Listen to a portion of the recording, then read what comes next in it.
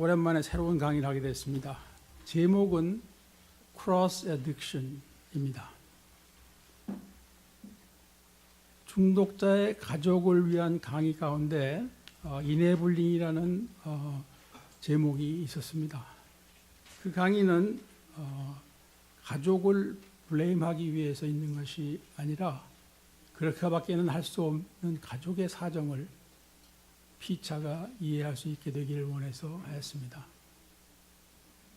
그 결과 가족과 중독자 쌍방의 회복을 돕기를 원하는 것이 실제적인 목적이었습니다.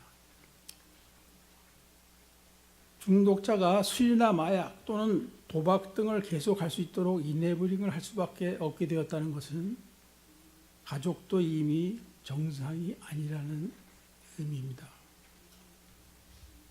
그런데 중독자는 중독자대로 그 약점을 이용하여 자신의 중독 행위를 지속해 나가고 있기 때문에 피차의 회복을 통하여 이런 것들이 정리되어 나가야 하는 것입니다. 이네블링의 리스트 12가지 중 마지막 부분에서 중독자가 다른 종류의 중독 행위를 하는 것을 허용하고 있는가? 라고 묻고 있습니다. 그 이유는 크로스 애딕션이라는 문제 때문입니다. 크로스 애딕션이란 쉽게 얘기해서 어떤 사람이 마약으로 인해 인생의 바닥을 경험하게 되자 그것을 중단하고는 대신에 술을 마시기 시작하여 결국 또 다른 중독을 초래하게 만드는 것입니다. 그래서 저는 true recovery, 즉 진정한 회복은 total abstinence plus growth라고 결론을 지었습니다. total abstinence란 모든 중독 물질과 모든 중독 행위를 끊는 것을 의미합니다. 그러면 왜 이 total abstinence가 필요한가? 그 이유를 살펴보겠습니다. total abstinence가 필요한 이유 첫 번째는 크로스 애딕션의 방지입니다. 크로스 애딕션이란 다른 화학 물질이나 행위가 새로운 중독의 문제가 되거나 두 번째, 다른 화학 물질이나 행위를 통해 원래 가지고 있던 주종목으로 돌아가는 것을 말합니다. 토럴 앱스턴스가 필요한 이유 두 번째는 트루 리커버리를 위해서입니다. 이 진짜 회복은 육신과 정신과 영의 회복이 함께 이루어지는 것을 말합니다. 그리하여 우리의 모든 면에서 깨끗함과 자유함을 얻게 되는 것입니다.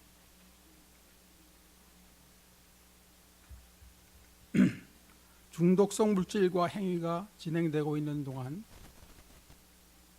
우리의 육신과 정신과 영에는 깨끗함과 자유함이 없는 것입니다.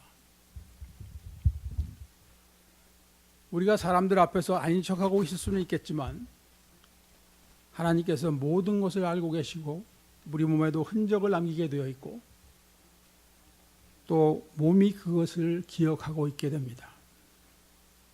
그리고 언젠가는 주변 사람들도 다 알게 되어버리는 때가 오게 되는 것입니다.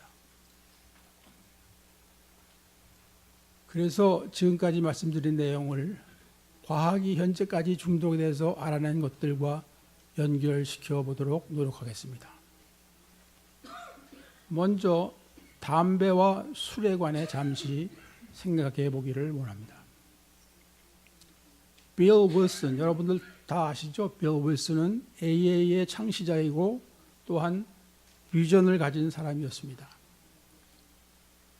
수많은 중독자들이 회복을 할 수 있도록 도와준 사람이죠. 그런데 그는 폐기종으로 사망을 했습니다. 그가 말년에 연설을 하려면 휠체어에 앉아서 산소통에 의지하고서야 할 수 있었습니다.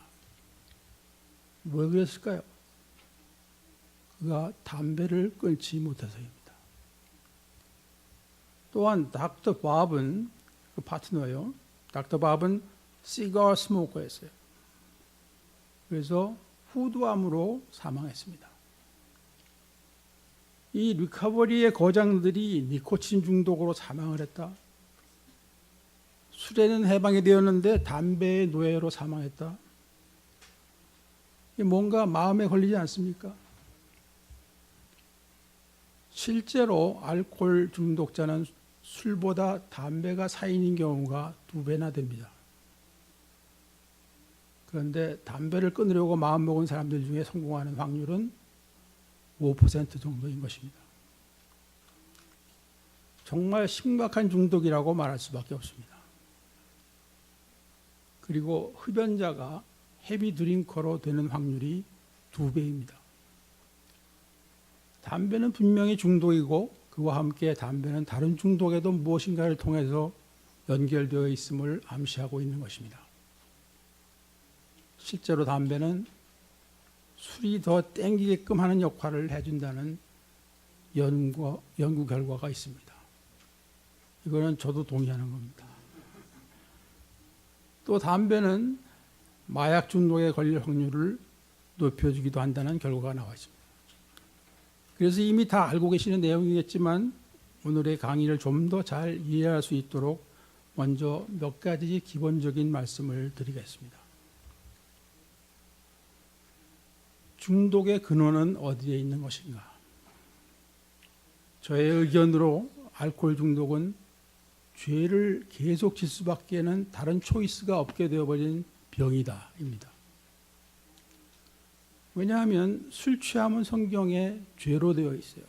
그리고 또 술 취하는 것은 알코올 중독자가 항상 하는 일이기 때문에 그렇습니다. 그리고 술이 취한 다음 더 많은 죄를 짓도록 되어 있습니다. 그런데 술 취함을 경험해본 사람은 다 알코올 중독자가 되는가? 물론 아닙니다. 비에트남 전쟁에 참전했던 미국 병사들 중 많은 퍼센트가 헤로인을 사용했습니다. 전쟁의 공포와 또 동료들의 죽음을 견디기가 정말 어려워서 그렇게 된 것 같습니다. 그리고 그 중에 일부는 심한 의존 증세를 보였습니다. 그러나 그들이 미국에 돌아와 자신의 옛 환경으로 돌아왔을 때 그들 중 극히 일부만이 헤로인 중독자로 남게 되었습니다. 이것은 무엇을 의미하고 있나요? 더 간단한 내용을 말씀드리겠습니다. 병원 환자에게 2, 3개월 동안 마약 진통제를 계속 투여하게 되면 이런 환자들 굉장히 많이 있어요. 보통은 의존 증세를 보여주게 되어 있고 완전히 중단하게 되면 금단 현상이 나타나기도 합니다. 그러나 그 기간이 지나고 통증이 없어진 상황에서 다시 마약으로 돌아가는 사람은 극히 일부분입니다. 그러면 여기서 우리는 무슨 결론을 얻는가? 중독의 근본 문제는 술, 마약이 아니라 사람이 문제인 것입니다. 사람들 중에 일부가 중독자가 될 수 있는 문제를 가지고 있다는 것입니다.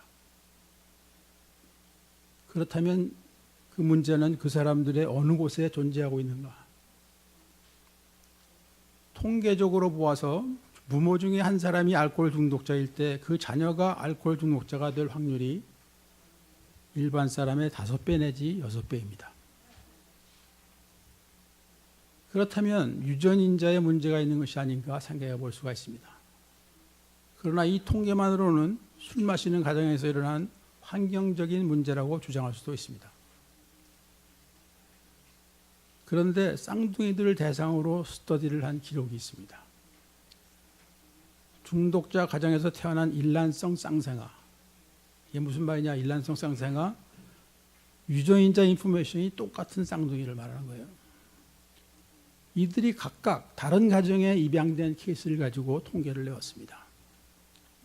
한쪽은 정상 가정으로 다른 한쪽은 중독자 가정, 즉 술 마시는 가정으로 입양이 되었는데 그 아이들이 중독자가 되는 확률은 일반 사람의 4, 5배 정도로 거의 같은 숫자였어요. 양쪽이 다. 환경에 상관없이. 여기에서 우리는 어떤 결론을 낼 수가 있는가? 알코올 중독의 가장 중요한 원인은 유전자 레벨에 있다는 것입니다. 결국 알코올 중독자는 중독자의 소질을 가지고 태어나서 환경에 의해 언젠가부터 술을 마시게 되고 얼마 후에는 술에 의존하는 자가 되는 것입니다. 그리고 중독의 유전자는 전체적인 유전자와 특정 물질이나 행위에 대한 유전자가 따로 있는 것으로 보여집니다. 우리 중독자들에게는 drug of choice가 항상 있게 마련입니다. 즉 술과 마약을 이것저것 하고 있는데 그 중에서 한 가지만 정하라면 어떤 것을 원할 것이냐 하는 것이 정해져 있단 말입니다. 이게 drug of choice예요. 저의 경우에는 처음에는 술이 넘버원이었습니다. 그 다음에는 마약 진통제 데메롤이 넘버원이 되었습니다. 이 우주 가운데 최고의 해답이었습니다. 그런데 다음은 펜타닐이 넘버원이 됐어요. 데메롤은 시시해서 못하는 정도가 됐습니다. 그리고 코케인 프리베이슨을 하게 됐는데 그 다음에 저에게는 펜타닐만 못했어요. 저는 술, 마약, 담배, 운동, 도박 등 전체적인 중독 현상을 가지고 있었고 그것들 각각이 나의 인생을 충분히 망칠 수가 있었습니다. 이런 것들에 대한 설명을 해드리면서 크로스 애딕션과 중독의 치료에 대한 기본 방침이 이해가 되어지시기를 바랍니다. 뇌에 관한 이야기를 하는 김에 요즘 거의 확실시되고 있는 중독과 뇌에 대한 이야기를 잠시 하겠습니다. 모든 중독의 뿌리는 같고 그 가지가 다른 것이라고 말씀드렸습니다. 우리의 뇌를 간단하게 그려놓은 그림을 보시면 간단한 그림입니다. 뉴클레우스 어쿰벤스라고 불리우는 부위가 있어요. 찾아보십시오. 그곳을 자극하여 쾌감을 느끼게 하는 마약들은 이러합니다. 코케인, 암페타민, 그리고 오피에이츠, 즉 헤로인, 모르핀, 바이코딘, oksycontin 같은 약들입니다. 그리고 니코틴도 이 부위에 해당합니다. 왜 담배를 끊기가 그렇게 어려운지 이제 아셨죠? 뇌에서부터 못 끊게 만드는 거예요. ventral tegmental area라는 부위는 alcohol, opiates, barbiturate, and benzodiazepine, 즉 발륨, 에리번 등이 여기에 해당합니다. 그러면 이 두 곳을 자극하면 무슨 일이 벌어지게 되는가? 도파민이라는 물질이 다량으로 분비가 됩니다. 그로 인해서 우리가 하이, 즉 쾌감과 만족감을 느끼고 때로는 릴렉스가 되기도 합니다. 그러면 도박은 어떠한가? 그 역시 도파민을 분비하도록 합니다. 그러므로 도박 중독자는 돈에 중독이 된 것이라기보다는 액션에 중독이 된 것이고 그 배경에 도파민이 자리 잡고 있는 것입니다. 도박 중에서도 슬롯 머신이 가장 중독성이 강한 것으로 되어 있습니다. 왜냐하면 이 턴오버가 빨라요. 금방 나오잖아요. 이겼는지 졌는지. 그렇기 때문에 우리는 지속적인 기대감 속에 있는 거예요. 또 예측 불허의 상황 가운데 있다가 위닝이 이루어질 때 더 큰 도파민의 러쉬를 경험하게 됩니다. 우리 파킨슨스 디지즈를 치료하는 약 가운데 이 도파민의 레벨을 높여주는 것이 있는데 그 약으로 인해 도박을 하고자 하는 조바심이 일어나게 되어 재발을 하게 된 중독자가 $14 밀리언 수를 한 케이스가 있었습니다. 그것을 알았다면 자기가 그 약을 안 먹을 텐데 그 약을 먹었더니 도박장으로 가는 거예요. 또 제가 아는 중독자 한 분은 중국에 일을 하러 갔는데 사용하던 파킨슨스 디지즈 약이 효과가 떨어져서 새로운 약을 사용하다가 중국에서 도박이 재발하여 제게 전화를 걸어온 그런 안타까운 경험도 가지고 있습니다. 또 다른 종류의 중독성 행위들, 예를 들면 운동, 쇼핑, 섹스, 비디오 게임, 음식, 인터넷 등도 마찬가지입니다. 이건 역시 뇌 특수 촬영으로 증명이 된 것입니다. 제가 이런 내용을 잘 모르고 있던 상황에서 회복 모임에서 쉐어했던 것이 생각납니다. 아주 옛날이에요.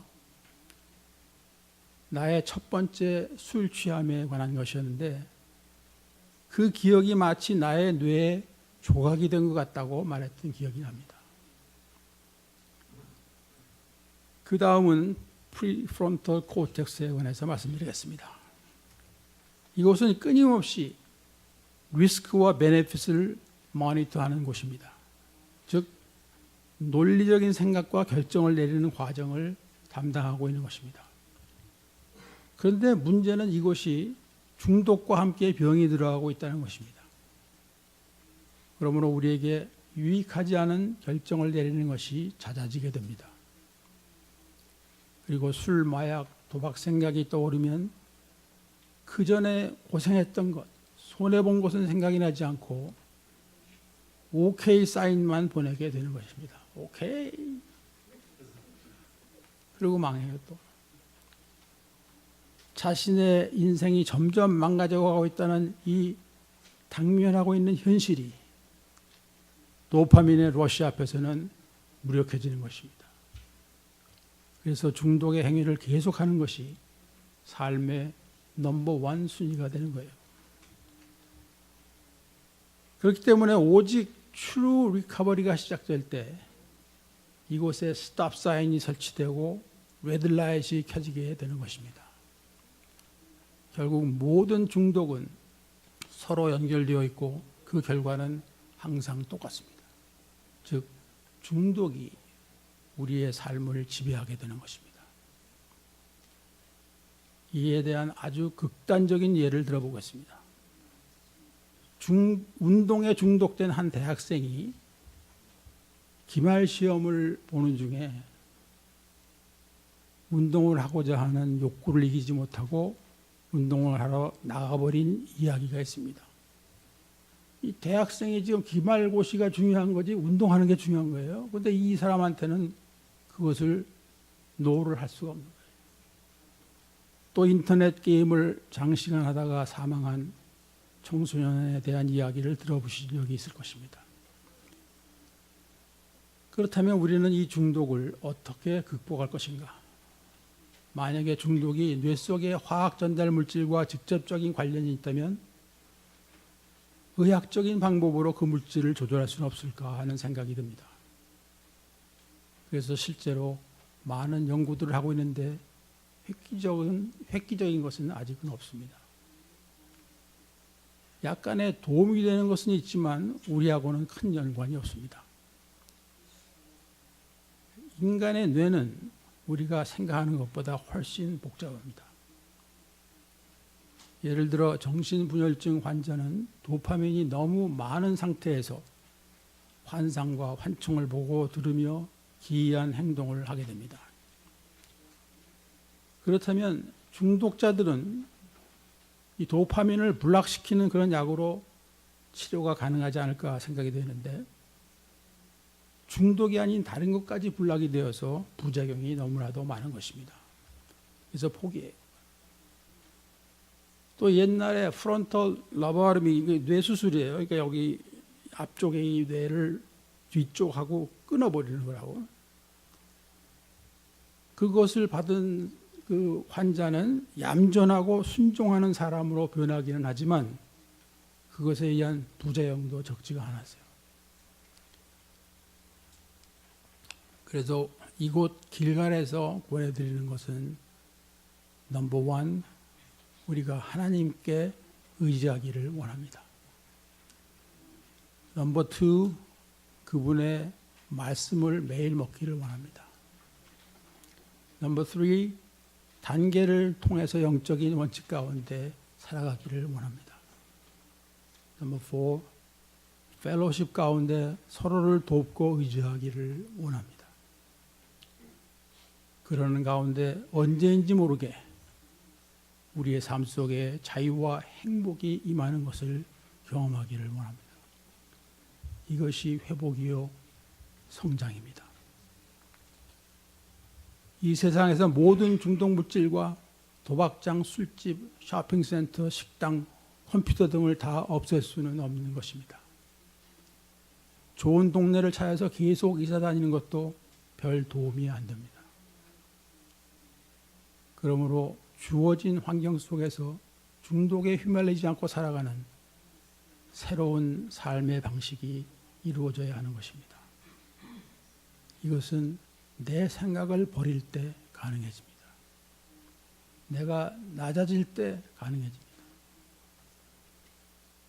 그런데 내 주장대로 살아온 삶의 결과를 내 눈으로 직접 확인하면서도 잘 되지 않는 것입니다. 그래서 1단계는 새로운 삶의 방식을 위해 내 생각을 버릴 수 있는 첫 번째 시도입니다. 사랑하는 길가시구 여러분, 정말 부탁드립니다. 제 얘기 좀 들어주세요. 새로운 삶은 정말로 가능한 것입니다. 그러니 회복을 위해서 투자를 하십시오. 이것이 우리한테는 제일 큰 투자입니다. 회복의 길을 먼저 걸어가고 있는 사람들에게 조언을 구하는 것을 주저하지 마십시오. 그들과 가능하면 매일 통화하십시오. 함께 상의하고 가장 유익한 결정들을 내리십시오. 이 자리에 계신 분들 중에서 원하시는 분들에게는 제가 1단계 CD와 질문지를 나누어 드릴 수 있습니다. 별지에 쓰고 싶으신 만큼 자세히 써보십시오. 그리고 누군가와 쉐어하십시오. 현재 잘 끊어지지 않고 있는 상황이라면 지금까지 해온 투자로는 부족하다는 의미가 될 것입니다. 다른 회복 모임들, AA나 NA, CA, GA 등을 추가하시고 신앙생활의 내역도 강화시키기를 바랍니다. 중독이 멈추어야 다른 것들이 시작됩니다. 제가 무릎을 꿇고서라도 빌고 싶은 심정입니다. 이렇게 강의하고 이렇게 부탁드리는 이유는 여러분들이 장차 누군가를 살리는 일을 감당할 수 있을 것이기 때문에 그렇습니다. 그것이 우리 하나님의 뜻입니다. 감사합니다. 기도드리겠습니다. 이 세상에서도 버린 자 되었던 저희들을 불러주시고 구원하여 주시고 인도하여 주시는 하나님 아버지께 감사와 찬송과 영광을 올려드립니다.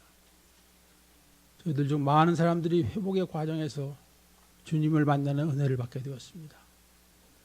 그리고 이 새로운 삶이 얼마나 감사한 것인지를 깨닫게 되었습니다.